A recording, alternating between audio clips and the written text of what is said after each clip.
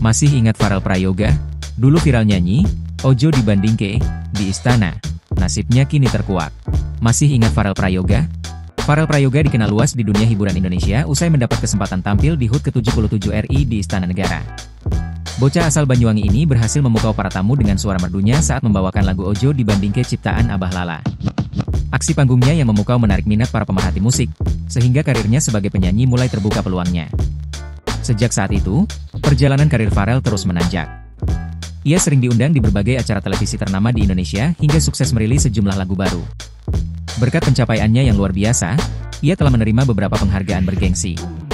Lantas, bagaimana nasibnya kini? Dalam satu kesempatan di November 2024, Farel menyebut kini ia telah duduk di kelas 2 SMP.